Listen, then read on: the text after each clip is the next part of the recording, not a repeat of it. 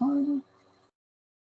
No? Okay, I'm resident of Collinwood for YouTube, Joel Sains, and I am joined here by my buddy John Phillip Bettencourt. We're here to talk to Be Night and Beguile. He just wrapped up another chapter of this lovely, lovely story. By the way, I got to tell you right off the bat, that werewolf was vicious, man. Holy shit. Very deadly. Yeah, I think those are the bloodiest scenes I've ever written, to be honest. Are you how do you as a writer feel about gore? Well, I guess there's a place for it, especially in a story like this. But I tried not to only throw in scenes that are just gory, just to throw it in, just to like keep it bloody, keep it gross. Has to have a purpose, because otherwise it's just kind of like, for me, it just feels like kind of easy writing, and I kind of want to challenge myself a little more than just be like chop everybody's head off. But I did chop somebody's arm off. Yeah, I did. I chopped off the photographer's arm. I've told you this before. You remind me a bit of Walter B. Gibson because Hmm. he when they did the shadow radio they had did the shadow radio before they did the pulps of it, and the difference was in the pulps the shadow would flat out murder motherfucking criminals, no problem. Yeah. In the radio he had to be a craftsman about it. That right. You have to be a little more descriptive. Yeah. Yeah.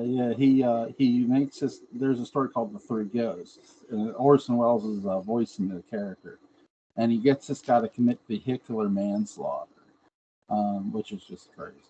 But yeah, like I really like the creative way. First of all, the changing of the werewolf was really, really correct, really descriptive. You do a great. I've told you this before. You do a great job of describing your scenes and your locations. You Thank really you. Thank you. like you put the audience in there, like they're standing there watching this stuff happen. And I really felt bad for Philip's mother. like, like this poor woman's son is now a werewolf. um, when I don't know if this will be a spoiler question, so I apologize if it is. Um, when did she first really learn about the the werewolf, the legend of the werewolf itself? That's a great question. I have not revealed that part, and it's mostly like I wanted it to feel like a more of a folklore type thing, where the people of the island, the people of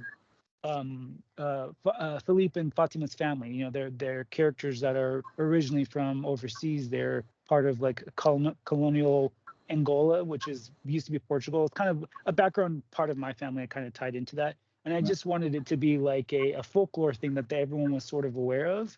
And so in book 5, when Philippe is bitten by a wolf that Morgan describes as ghostly, he describes as humongous, he describes as bigger than any wolf he's ever seen, it sort of triggers a thought process, I guess you could say, or some sort of memory in Fatima, where she realizes that this might be this type of moon wolf that she's always heard about. So it's never really spoken. It's never really said where she knew it. It's, for me, I just wanted it to feel like something that she would naturally know, because she's this, card reader. She's not really a psychic, but she's kind of a one of those little, palm reader, card reader people. And to me, I wanted it to be more of like a folkloric kind of story that maybe transferred from parent to parent to parent to child to child to child over the years. Would it be fair to say her card readings are very, very accurate? Sometimes they are. She definitely can read her cards, especially when she reads them for people who she knows a little bit about. So she's a bit of a con artist too. There's a little trick up her sleeve once in a while. That's how she makes her living. But yeah, I mean, she definitely knew what was coming to all of it, to everybody. Yeah, yeah. So Jacqueline is apparently pregnant in your story, Jacqueline Gray, the witch. Period. Uh-huh. And her and Jonathan are going to have a kid. So, um, scale 1 to 10. How how screwed is Jonathan? Once this kid comes. I mean, is he who's on more borrowed time, Jonathan or Jacqueline? Jonathan. Really? Jonathan is his life is in deep trouble. He's a mess right now. He's basically under her control. Yeah. There is the Jonathan we read in book 6 is not the same Jonathan we read in book 5. No. His ambition is gone. His kind of like conniving nature, where he's trying to constantly pull at the ladder of power within his new family. That kind of went away. He didn't even care about the job. He didn't even care about anything about Jacob or Rebecca or the publishing company. He was consumed by Jacqueline. She's bewitched him. She's controlling his mind, all for her sake. Like, she just wants to make sure that she does not get killed or discovered. And so far, nobody has really kind of put it together that Celeste is kind of, she's almost there. She hasn't really put it together, but there's an inkling of suspicion about Jacqueline from Celeste. But for the most part, nobody knows what the hell is going on with the guy. He's just been, they just kind of let him do what he wants, and it may be his undoing. I really like how you brought Matthew Winterbourne back here. From because he was on another island. He was on a different island. And he had some memory, but he wasn't sure who he was. He could see this woman who was Evangeline, and like there was some familiar. He could get sense he knew her or something. And he gets some help from a new character you created, and that character has a relationship with Lear Lockwood, and I like the confrontation between him and Lear. Your character can determine a liar when they hear it. I really like that trait because it brings out a lot of, because there's a lot of dishonest people in your story. There is. Everybody's lying. Everybody's lying about something. So I like how you got a character now who can pick up on a lot. What? Yeah, that's. Oh, I'm sorry. Go ahead. No, I was going to just say what went into that. What? Well, yeah, I wanted to bring. You're absolutely right. I wanted to bring somebody on that had no motives. Like, he was a nice person. He's a great guy. He does have a secret. He's gay, but that's sort of the only secret he holds is that. And it's not a very dark secret. It's just something personal that he keeps to himself. At least that's how he uses it. It's just a personal thing. But he can detect a lie pretty quickly. And he knows that he likes Lear. He knows that Lear seems, really interesting. And Lear's helping him become an American citizen. He's an immigrant to the country. But then all of a sudden, everything kind of falls on him and realizes that, oh my God, this guy that I really like suddenly is a big fat liar. And he's holding all these people, quote unquote, accountable for something that they did, when in fact he's just had, Lear's just been living off of really bad information. So he's doing all these bad things to get revenge and lying to Lucas about it. And Lucas is kind of like shocked to realize that there's two faces to this guy that he's really enjoyed. So it feels like all of his hopes and dreams are kind of starting to crumble in a way. Yeah, and here's a guy he went to to become a citizen and stuff. Yeah, so he's got a lot of now not just trust but question marks. Like, okay, what's the big deal of lying to this woman who is your sister? Right, and Lear thinks it's a good idea to keep it a secret from Cora, but in actuality, he's just making everything worse. Well, Baxter Murphy. I'm going to tell you, he's a character. What made you come up? Because I know you had hinted at this character a little bit at times in your previous chapter, I believe. Yeah, I kind of peppered him in here and there. Yeah. Yeah. What made you finally? Okay, I need to bring this character to this chapter here. Well, I always knew that I wanted to sort of build this story of the town kind of going up against the Lords. Like, they're fed up, they're sick of the Lord family. It's a tiny place, so the Lords kind of own a lot of real estate there. They have a business, they have a mansion, they have a couple houses down this in the village and stuff, and they have a lot of clout, a lot of power. And I wanted to figure out a way to have the town sort of turn on them.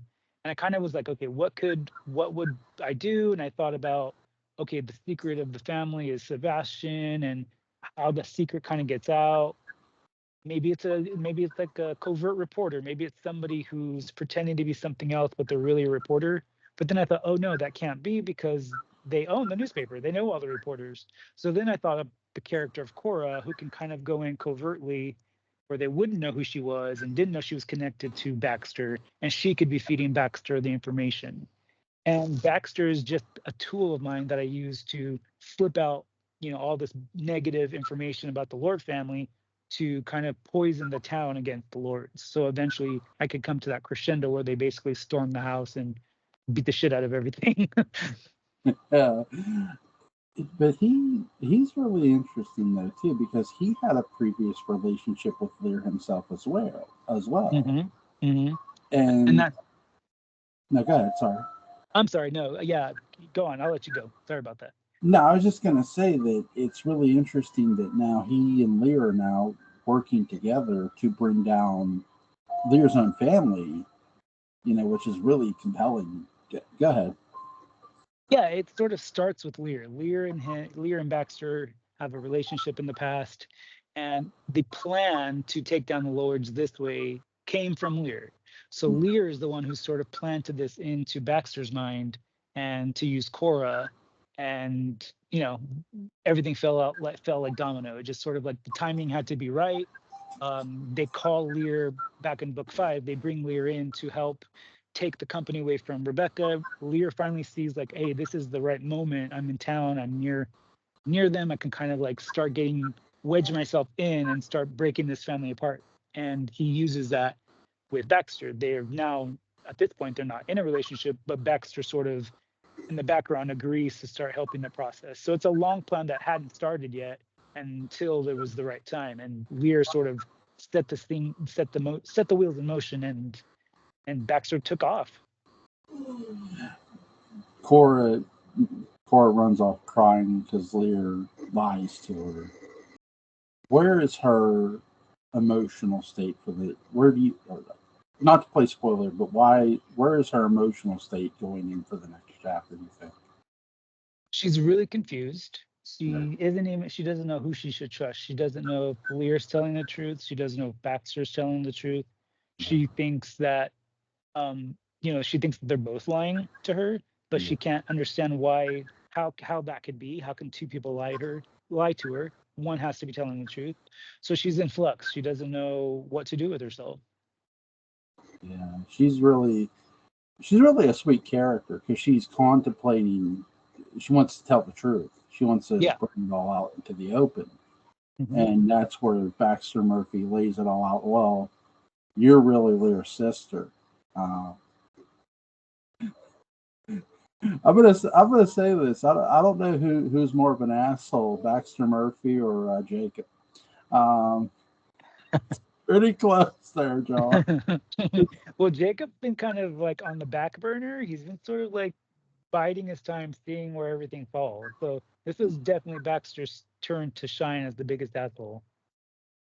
You did something. You always find a way, I feel, to tie this back to where you started this from, in a sense, because you have a moment where that um, I'm gonna butcher her name, the girl who went to London.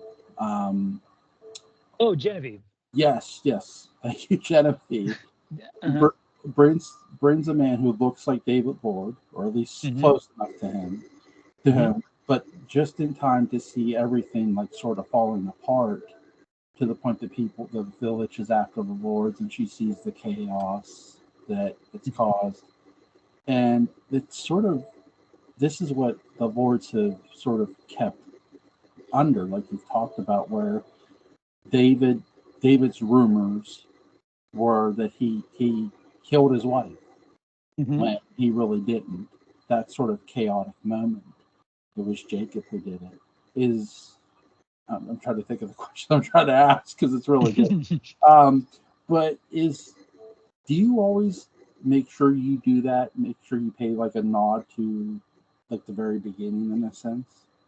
I do try to, because a lot of times I don't know how many people are reading. I don't know how many people have just started reading, like in the beginning of the book of book 6 or book 5.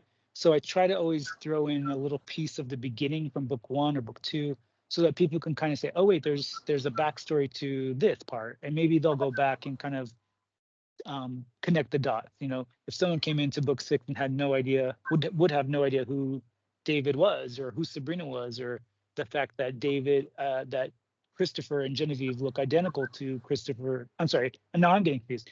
They wouldn't know that Christopher and Genevieve look identical to David and Sabrina. They wouldn't know how that all like progressed. Like it came from started being a ghost to Sabrina's ghost jumping bodies to it just progressed into something much bigger. So I do try to kind of tie back a lot of the other threads of the story that haven't really been finished, because David's story technically has only begun. He's been mentioned. We've had a flashback of Sabrina's death that David was in. The family has mentioned him here and there, but even Sebastian rarely talks about him. So I definitely like to try to like tie things back to the beginning or a few books before. We know he's alive. That's all we know. Yep. He's Well, alive. who? Well, Somebody's yeah. alive. We Dave. don't know. We don't know which one he is just yet. Right. There's a nurse too whose husband who apparently died. I'm gonna guess that's a tease for the next chapter. Her father. Yeah, Danielle. Her father died. Yeah. So I don't think you just mention things to mention them in your story. Right. There's always a little bit of an Easter egg of, oh shoot, okay, this is something to pay attention to. Yes. You do a really good job too of revealing different locations too. We know about the other house on the beach where Sabrina, because that's where Sabrina died. But we learn about the underground, the caves underneath the shore. Is that in any way a Dark Shadows nod, or was that just no? I want to put this in here. I wouldn't say the caves are, but definitely like the inspiration for having different, like the Lords having different houses is for sure. Elizabeth Collins having like the Rose Cottage and this cottage, like that was definitely an inspiration. Yeah, for sure. I mean, the whole story is a Dark Shadows inspired kind of thing. What inspired the caves? I don't know. I'm sure something. I can't really say what it was that inspired me, but I don't know. That's a great question. I'm sure something kind of clanged in my mind. I just knew that I needed a place where Matthew and Alice's people had to be kind of like a graveyard in a way. But because the island is so small and the people, his Native American people, kind of were extinct and were sort of this mystical kind of group of people, I wanted it to be more than just a really nice cemetery or something. I wanted it to be more mythical, more secretive. So I was like, well, where could they hide? Where could I hide the people? And I thought, okay, it's a small island. It's got to be caves. It's got to be sort of near the ocean and sort of hidden between the rocks and stuff. Yeah, you have Charlotte and Morgan almost have their first kiss in this book. Is their relationship just beginning, just blooming? It is, yes. So we're finally seeing them grow. Charlotte, for sure, she's started as an 11-year-old or 10. I think she was 10, and she's now 14. And he kind of came in about 12 years old. So he's been on for 2 or 3 books. I think 3 now. So they're growing. They're getting bigger. They're getting more. At first, they're kind of a brother sister type of thing, but now they're older and they're kind of seeing each other in a different light. Charlotte was very quiet, very nervous, very scared as a kid. Now she's very, she's growing into herself. She's much more assertive with what she wants and what to do, and she kind of takes control of a lot of the situations that they're in, especially when Mary's off freaking doing everything to save the world. She has to take care of Morgan, who's a mess. Morgan is a complete mess all the time, and of course there's the new baby Caleb that she's now watching over. Child of Satan. Child of Satan. Yeah, another one. Watch for that as well. Yes, the child of Satan. the Listen, if I were walking into that cabin, I would just like pour the holy water on me. That would be it, dog. I would just like, why'd you do that? Reasons. Okay, that's what I would say to them too. But uh, yeah, really creepy kid. And really, you didn't like do too much to the point of like reveal too much about him, but you just kept him like creepy enough. Like, okay, this kid's like, he's a bit. There's something you got to watch out for here. Yeah, especially around Charlotte. He does things Yeah, around Charlotte. There are a few times where she'll do something magical or with her own powers. Then there's a scene or two, I think, where he kind of either stops her or something happens to her that she doesn't know. Whoa, I don't know what happened there, and it's the baby. So he hasn't really. I don't know what to say. He hasn't really flourished. I don't know. He hasn't really bloomed as the son of the devil just yet. But Aurora's searching for him, so you never know what might happen when she finds him, if she finds him. yeah. So Evie's baby saw Jacqueline, uh, Hmm. and waved at her. So can is that because of his dad being a vampire, or can at least he see magic in a weird way? I think it's definitely more of he's a baby, and I've always been told when I was little, I come from a super superstitious family, and they always said babies could see spirits and could see Yeah, angels, and just because they're so open and so innocent, and they can see all that kind of stuff. So it's more of a Gabriel is an innocent, and he can see through any kind of mystical, magical kind of stuff.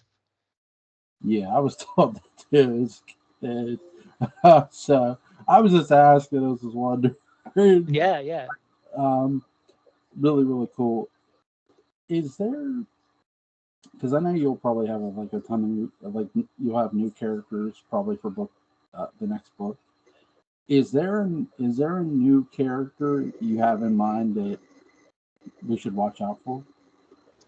There are one, two. Okay. So you've met one of them already. It's the mayor, Yeah. Timothy Churchill, who sort of was an accidental villain. I didn't really realize I was going to make him this awful to begin with. I really had no idea he was going to be the kind of surprise villain towards the end. That kind of accidentally happened. But yeah, so Timothy is going to be huge in book 6. I'm sorry, book 7. He's turned the whole town against the Lord family. He's really gunning for them, and it's more is now he doesn't it's not necessarily he wants to be equal to them. It's become to the point where he now wants to destroy them and become them, and Well, he's going to really ruin a lot of lives. yeah. Well, in like way back here in your story, there was where Nick, Eve's Evie's Evangeline's brother, was reading about how the lords took over the land, how there were other families too. Hmm. Is the Hmm. mayor part of one of those other families, or?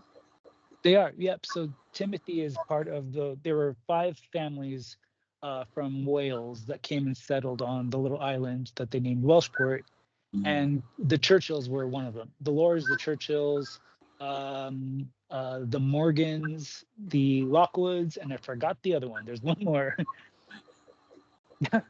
It's okay. It's okay. I remember that because I try to read everything in your story. I can't believe. Yeah, there is a 5th one that I forgot, but there are 5 families. I remembered the families from where Nick had read that in the diary. I'm Yeah, yeah. like, wait, this dude seems really evil. Like he wants this intention. So you have this. You leave us with the question: who are the real monsters? Is it really the lords, or is it all the families around the island? Hmm. So you're the writer. You do a great job. Who is the real monster? I mean, that's for the reader to decide, right? Are vampires and witches really monsters, or are greedy people who murder brothers and sisters monsters, or is it the mayor who's trying to, steal the lives of these people and their reputations for his own gain? What kind of monster or what kind of person does that? I knew you. Or are they all monsters? We don't know. I knew you were going to do that. I'm just like, oh my god. But yeah, he was a really interesting villain because you didn't like in the chapter where the werewolf strikes everybody. You weren't tipping your hand that the mayor was going to be evil, which I think was really clever. It may have been an accident, but it was a clever accident. It literally was an accident. It was an accident. It's a nice accident to have, right? Yeah, yeah, it was. So, because you didn't tip your hand about him being a villain, but then he quickly like feeds into the mob mentality and Mm-hmm. has Evie, has Matthew, has oh god, I'm gonna kick myself. Charlotte's mother arrested for witchcraft, Mm-hmm. and Mm-hmm. it's like oh shit. And I love Rebecca's like we're fucked. Yep. We're so fucked. Like, and Jacob has no reaction at all.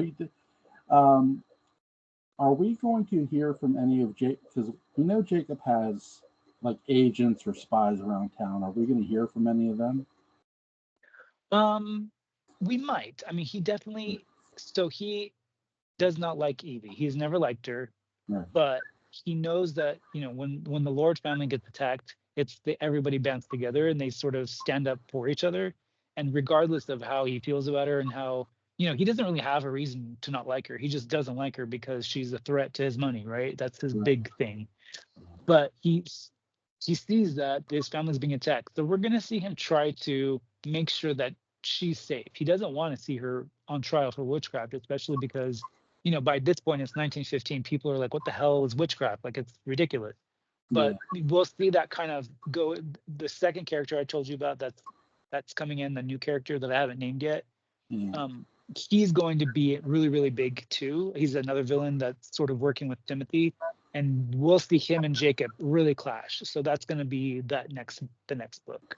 To give some real world paranoia in the time frame you've set, 1915 is when the 13 Days of Terror happened. And the Mattawan Lake incident where the shark went up there and killed Mm. kids.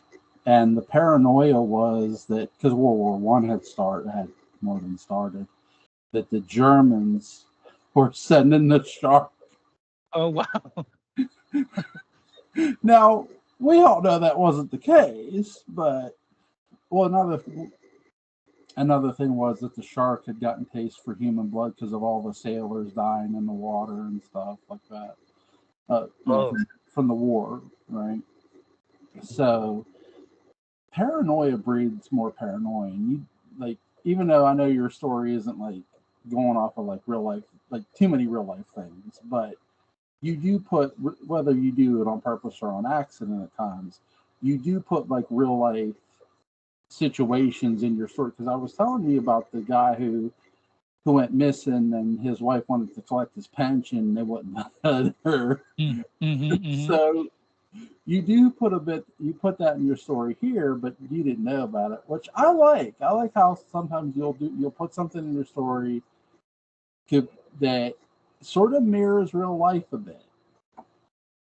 Yeah, sometimes you have to. I mean, the story in general is very, and this is sort of what I wrote about in a blog this week. I talk about how many of these serials are very, day-to-day life. People fall in love, they fight, they break up, there's this, there's that.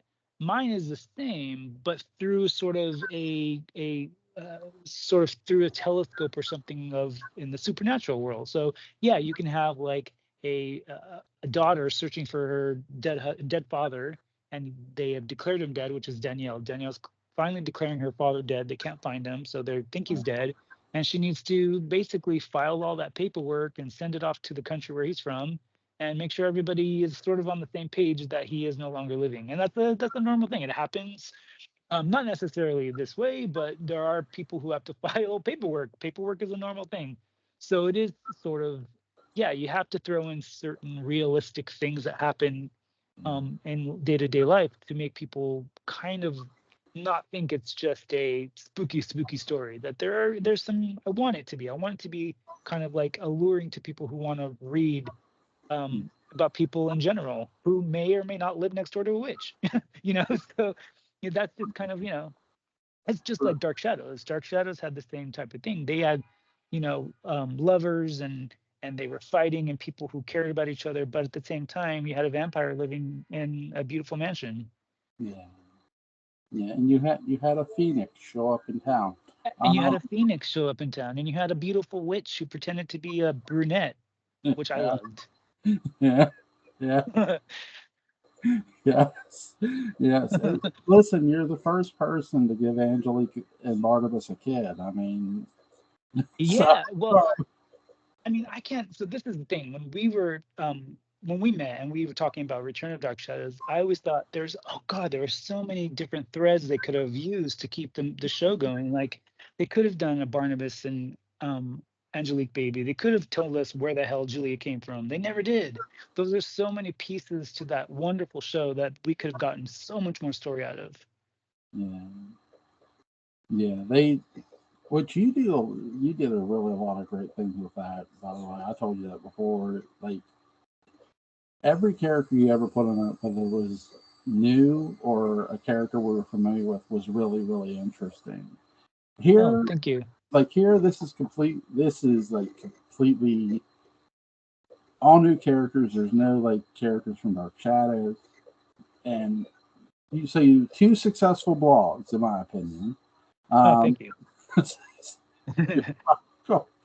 uh, this is really, really in depth. You do have a very, very unique ability to write characters and write descriptions of the place and the people, and you really bring your audience in. That's something that when I read your stories, I really enjoy that the most. Oh, great. And Thank you. you always do that. Don't let if anyone tells you you don't, tell them I said go to hell.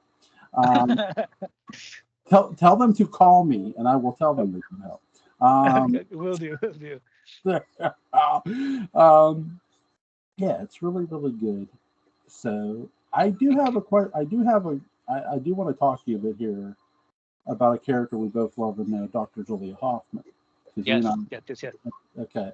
So when do you think Julia fell in love with Barnabas? That's a really tough one because this might be Grace and a testament to Grace and all because we know I mean we believe that Julia was desperately in love with him, Yeah. but Grayson was such a good actress that she never really gave that away. I mean, we kind of knew, but it wasn't because of her. It was just kind of like it wasn't like she said something or the way she said something to him. It was just the fact that Julia was so like determined to help him that we knew that the only reason she was so adamant about making sure Barnabas was constantly safe and out of danger was because she loved him. She must have. And it was that she was just such a good actress that we just like we got it. Like we could totally tell that she's in love with him. The And like moment that she fell in love, I would never know where to pinpoint it. I'll give a shout out. Uh, I have Christine and Kara on here from But yeah, Between Years. between the shadows. Yeah, yeah, yeah. Yeah, they would say. I asked them this, and they said when Julia like says "bite me, Barnabas," like to that's the Oh, moment. And I thought about that. I'm thinking, you know what? Okay, I understand because here's this woman who does want him, yeah, but yeah. he and you know this too that he is so he does not. This is where you really see too with him and Julia. He doesn't want to bite her.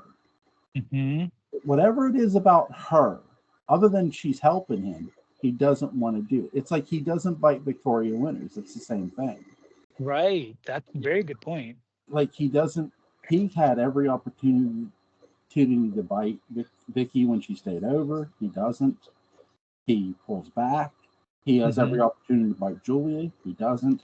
And he grabs her by the neck. He threatens her, but he also thinks at times that she betrayed him. Like, oh, you betrayed me. Like, because Hmm. he demands. He's like the shadow in a way. He demands. Though the shadow demands absolute loyalty, he demands absolute obedience. Barnabas is the same way. Hmm. Barnabas wants absolute loyalty and absolute obedience from everybody, and it has to be perfect for him, or you're going to pay the price. Right, right. It has Yeah, to be on his terms. It must be on his terms. yeah. It's like It's like when he tells her to speed up the test, the experiment. Yeah. Yep. Yep. It's like, Barnabas, your MD is not after your name, dude. like like like when you get into the character aspect of it, here's this woman who's studying in psychology and medicine who was curious about her patient Maggie Evans. Like, why is she like this? She goes to Collinwood, and the other doctor picks it up too when she's treating Barnabas. He says he can tell that she's fallen for Barnabas. Yeah, that's another point I was going to make. Dr. Woodard. Yeah. She kind of just allows him to be sacrificed. Yep. She knows that if he is sacrificed, Barnabas' secret will be safe. And that's love. Like, she could have been like, no, hell no, I'm not gonna let you kill my friend. Like, I've known him longer than I've known you, and all this kind of. She could have protected Woodward with as best she could, but she kind of didn't.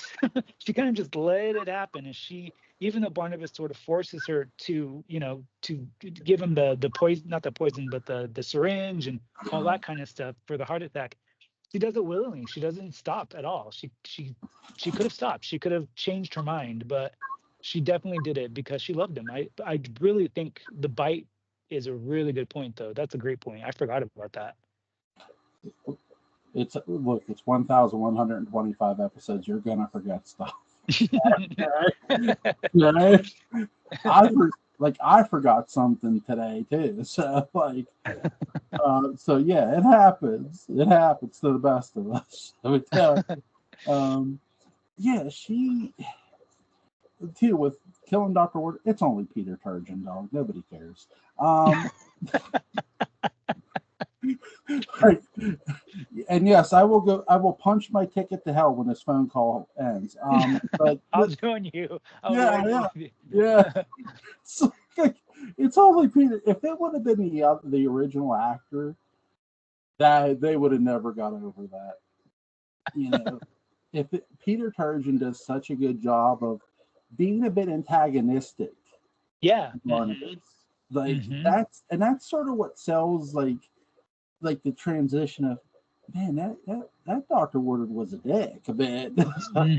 Yeah, totally. He kills him. Yeah, you're a little Barnabas, that wasn't nice, but it's not like end of the world. We're pissed off at him about it. Yeah, you move on. Yeah, from Dr. Woodard. Yeah.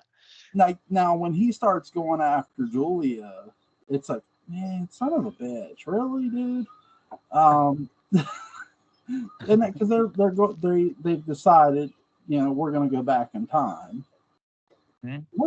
What did you think? Because initially, Dr. Hoffman, they mention him as a man, but the next time you hear it, her name's Dr. Julia Hoffman. What did you think of? Basically, Dark Shadows had a sex change.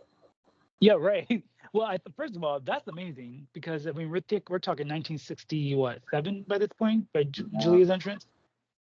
Yeah. And to have a female doctor, and basically she's in charge of Wyncliffe in a certain way, in a certain capacity. She's kind of controlling that place. That's pretty awesome to have a woman that high up as a female doctor. So it's amazing. We have to remember the time frame. But I don't think that, I don't know, maybe just they decided to make her female, or make that character female, because they met Grayson and they were like, damn, this lady is awesome. She's a great actress. We need to get her on the show. What do we put her as? And then they just decided, well, screw Julian Hoffman. Let's make her Julia Hoffman. Yeah. Make him a her. Why not? Make him a her, yeah. I mean, back then, I don't know how many shows had female doctors. I think a few. I know, especially on daytime, I think there was a show called Doctors, and there was a few female doctors, and then Days of Our Lives had one. But it was like, okay, so I can count 5, maybe? That's amazing. And one was on Dark Shadows. Yeah. And she tries to help Barnabas with his affliction. Mm-hmm. And Barnabas decides to tell the doctor, no, I know more than you, which he didn't. He didn't know shit. Yeah.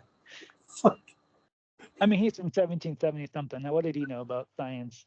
This is a guy from 1795 is like, tell it, because he's so used to speaking down to people because of his class and rank. It's like True. he thinks that matters here. Right. And but see, look at he accepts that she's a doctor. He doesn't even question, you're a female doctor? Yes. Right. And then also, like, I always think it's so funny when he talks about like modern things that like he never freaks out about the telephone or Yeah. there's like a car. I always thought that was funny too, how everything he just accepts everything so easily, and he's like just fine with it. He comes out of the coffin totally fine with the world around him, which I thought was always interesting. My hero theory I have on that. I think when he bit Willie, anytime he bites somebody, he gets so much information of what's going on. That makes sense. Yeah. And then Okay. he gets some of it, not all of it. Right. Right. Because Because of then the yeah, amount of maybe if he kills somebody, he gets all of that information. But if he only allows them to live, he only gets some of the information. yeah. Then he has to ask certain things. Right. Like what's this? What there's certain things he does have to ask. And But maybe I was also poisoned by the movie. In the movie, Barnabas is in the 2012 movie. Barnabas is freaked out by everything. yes. Maybe Yes. maybe I was slightly poisoned by that. You need you. I'm sending you the House of Dark Shadows movie, dog. I'm sending it to you. What are we hang up here? I'm sending it to you. You need to watch it. It's time, I John. know. I need to cleanse my palate of the 2012, right? Although I think it's You fun. Sometimes I watch it just for entertainment purposes. know what's really good about other than Ed Green and Michelle Pfeiffer? The sets are beautiful. Yes, very man, they're amazing. I mean, very very beautiful. And Johnny, I talked about this because I had just reviewed it not long ago. Yeah, yeah, I Johnny saw that. Johnny Depp's Barnabas is honest to a fault. I Where wasn't he a fan of the show, or was it just the director? him and Tim Burton were And fans. yeah, both. Yeah, yeah. I mean, look, there have been three Dark Shadows movies. Even Jonathan Frid did not play Barnabas Collins in House like Barnabas Collins, the series did. To some degree, he was trying to, but it's like, dude, when you bite Carolyn and you turn her into like she wants your body in the movie, like, yeah, no, dude. Um, Yeah. when you watch that, by the way, um, there's really unique camera views in that. I'm going to tell you this that they sort of give you the view like you're Barnabas at times. But Oh, okay. what I really love, and you'll see this too, as the camera work, when the vampire's coming at you, it's like you're the victim. Oh, It's like wow. it's like you're Carolyn, and when Carolyn's a vampire, when they're going to like try to stake her, it's like you're the one getting staked on this. Like how they shoot Oh. this in like first person at times Hmm. is really smart by Dan Curtis. Really smart. Yeah. The cinematography is worth it alone. Um, and by the way, the storytelling of To Be Like Miguel is worth it alone too. Um, very very. I can't say enough good things about your story. It's really really good, man. I re- So I really appreciate it. Thank you so much for everything. I mean, all of your reviews really help me as somebody who's putting something together to make sure that, okay, does this part make sense? Will this go down right? Will people understand the kind of like the A, B, and C of the story? Or are they going to be like, what the hell? So it really helps. I mean, you've been sort of a guide for me, so I really appreciate all of your help. yeah, I try to pay attention to anything I read. Like so, I try to remember what I've read, and like what even when I do like whether I do a read along or not, I'm like, okay, I want to make sure I read this right. So I don't fuck up. I Uh, love them. I think they're great. Every time I hear it, I'm like, oh my god, it's so strange to hear what I wrote come back, and listen to it. It yeah, feels like it's sort of like a dream almost. yeah, yeah, yeah. But yeah, it's. Yeah, I don't know if I've ever asked you this before, but because again, you wrote a Dark Shadows blog. If you could take any fictional character ever and bring them to Collinsport, who would you bring? Fictional character to bring them to Collinsport. I would bring Jacob, my character, and have him and Roger fight it out. Yeah, yeah. Jacob would probably lose because I think Roger is a little more conniving, but Jacob's dirty, so I don't know. Nice, nice. I like that. I like that. Very, very nice. So I always tease you with this.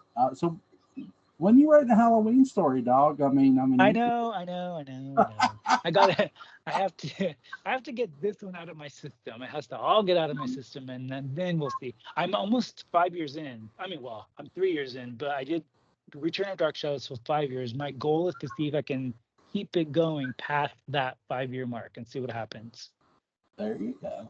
There and you then go. maybe a Halloween story. John Phillip Bettencourt comes to Haddonfield. Um, Because somebody asked me, they said, "Who do you think should write a Halloween?" I said, "John Phillip Bettencourt should write a Oh my Halloween." gosh! Oh my gosh! And they're like, "Well, who's he?" And I said, "He's a blog writer. He's really, really smart. He writes really great soap operas." And I said, "Listen, he could do it with his eyes shut." Um, so- and because here's the thing, somebody when it was up on my blog, somebody had read Heist of Haddonfield, the story I read, and Uh-huh. they really liked it. They said that was really, really good to take two thieves and try to rob the bank of Haddonfield and have Michael Myers like weaved into that story. I said, "Well, Hmm. thank you, thank you." Yeah, I've always said you have really creative ideas. I love the way your mind thinks. I mean, it goes places that I always think like, damn, that's such a great idea. That is such a great idea. I of so many of your stories, like the story of the female pirate. I forget her name. Oh, Captain Rose, I think. Captain Rose. Yes. And there was, I think you did a good grip of chapters of that. That was a Yeah, great story. I love pirates. And then the cat people loved it. yeah. It's That all was a gone now. really, well, you shouldn't have deleted it. You should keep it. Keep your stories. If you forget about them and don't want to work on them anymore, that's cool. But keep them. Always keep them because there's some good stuff on there. It it The was killer, the oh my gosh, my mind is frozen now. The the serial killer from yeah, the Desert the Rose. Desert Rose killer. Yes, great story. I loved how you took us all over the place in the Southwest. That was amazing. Yeah, I wanted to have a killer in the desert. In Arizona, basically somebody who could just like appear out of the desert. Basically, I was inspired by High Plains Drifter. That was my Mm-hmm. inspiration in that movie. Because here's this ghost who appears out of nowhere. Now, the Desert Rose Killer wasn't a ghost, but he sort of Right. seemed to be at times. Like, Yeah. because nobody could catch him. Like, He was almost like, yeah, like a spirit. You couldn't really catch him, and he was kind of dark. Like he he murdered people in the most darkest ways. It was awesome. yeah, he had a bow and arrow and a knife and all that stuff. He got paid to be a killer. Like, he wanted money. Like, so he would just like if he had to kill everybody to get his money, he would. Right, And right. like, I never revealed what he ever did with all that money. And Th- that was always fun. Never to reveal. Yeah. So maybe I'll go back. Maybe I'll bring him back one day. But Maybe it's a cliffhanger. We have to know what happens. I have I'm working on something now. I'm working on or Luton's Way. Yeah, All right. Well, I'll be there to watch and listen and read. Yeah, you got yeah. me. Yeah, link to Be Night Miguel is going to be in the description box. Link to Return of Dark Shadows is going to be in the description box. Really two great books by John. And yeah, I'm going to leave a link to Between the Shadows and Dark Shadows podcast. Shout out to them. Yes. Um, Shout out to them. I enjoy them too. yeah, they're really, really smart. They're awesome. They're gonna be on here Sunday. Sunday, Oh, yes. nice. Cool. I found something out about the Leviathans I was wrong about. I Oh, did, I, I didn't think they taught. I didn't think initially DS tied in like the whole. Well, the Leviathan are afraid of angry spirits. Oh no, the writers tied it in. The writers tied that in. So yeah, that's gonna be a fun little podcast. oh, So, is that what Sunday show's about? well, that's my thing. Like, I always wondered why they went with two different weaknesses for a supervillain. Mm-hmm. Like they had to go, like they initially, because according to David, who was a Leviathan member, he tells Elizabeth, "Well, you did the right thing. You didn't kill him because if you kill somebody, their spirit could be angry with us and come back at us." Mm-hmm. So I'm thinking, okay, so one of their weaknesses is an angry spirit, but yet when Jeb shows up, he starts killing people left and right, and then Sheriff Davenport, who he kills, he brings him back as a zombie, so he ain't worried about no ghost. And it's like, so what was the deal? Yeah, But right. then they reveal, well, the werewolf is their weakness. It's like, okay, Mm. so you have two weaknesses now, basically. I always found that weird. Yeah, I think that's the reason why it's such a controversial storyline. People probably feel the same way as you do. I didn't like it either very much, to be honest. You But want you want to know what I like about it, but most because it's like 10 years before John Carpenter's Halloween. The fucking breathing, wow. like it's very John Carpenter was still in film school at this time. Oh, he was at USC.